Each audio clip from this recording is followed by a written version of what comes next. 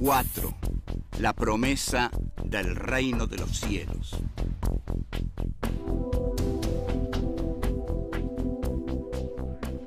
Lo que aquí está funcionando en el orden feudal es justamente el poder del orden feudal, que ha logrado imponer una promesa divina junto con la Iglesia. La Iglesia promete que más allá de este desdichado mundo hay un reino de plenitud que es el reino de los cielos. Allí este Dios que nos vigila constantemente y que nos exige tantos sacrificios en su nombre y que también nos exige tantos sacrificios a quienes lo representan, ese Dios nos va a encontrar y nos va a llenar de todo tipo de felicidades. No hay factor más poderoso que la esperanza. La esperanza puede colmar toda vida si no hay otra cosa más que lo que hay. Esto es lo que pasaba en la Edad Media. En la Edad Media solo había lo que había. Había el orden feudal y el cristianismo. Y el cristianismo se sostenía por el poder de la Inquisición y por el poder del señor feudal. Entonces, el hombre simple, el hombre de Dios, simplemente esperaba y esperaba. No había ninguna posibilidad de rebelión, porque la rebelión existe cuando otra cosa es posible, pero si ninguna otra cosa ha aparecido en el horizonte de la historia, entonces no puede aparecer la rebelión.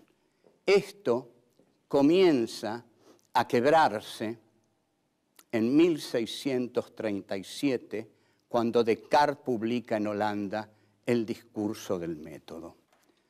Y tiene que irse a Holanda porque ahí, en Holanda hay más libertad. Pero antes fue quemado Giordano Bruno, antes abjuró Galileo y muchísimos fueron quemados vivos por la Inquisición, que era un régimen terrible. Ahí no había derechos humanos para nadie, para nadie. Ahí donde decía reinar la religión del amor de Jesús de Nazaret, solo reinaba el terror y la violencia y la tortura. Entonces, cuando aparece el discurso del método, aparece la historia, porque el hombre es puesto en la centralidad. Cuando Descartes dice, dudo de todo, al dudar de todo, duda de Dios, y al dudar de Dios, el mundo medieval se viene abajo.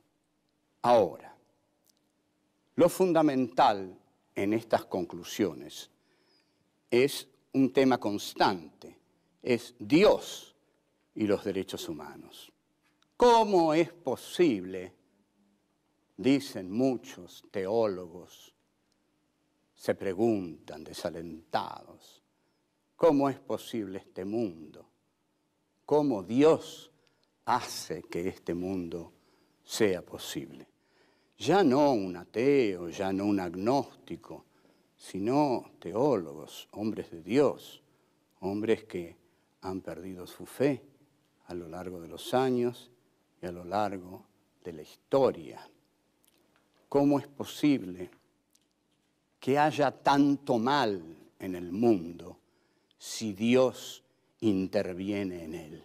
¿O es que Dios no se da cuenta de lo que ocurre en el mundo? Dios ignoraba Auschwitz, Dios ignoraba el genocidio armenio, Dios ignoraba la ESMA. Dios ignoraba lo que hizo Pol Pot en Camboya. Dios ignoraba las matanzas en Vietnam, en Argelia. ¿Qué pasa? ¿Cómo es posible? Este es el Dios amante que hemos leído en la Biblia y sobre todo en el Nuevo Testamento. Este es el Dios que nos mandó a su Hijo a morir por nuestros pecados.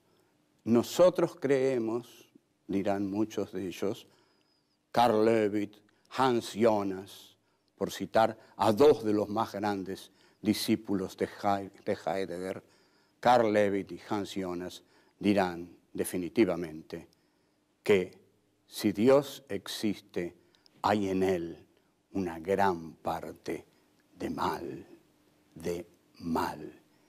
Y Primo Levi dice, existe Auschwitz, no existe Dios. Volveremos con estos dificilísimos y muy dolorosos temas. Chao.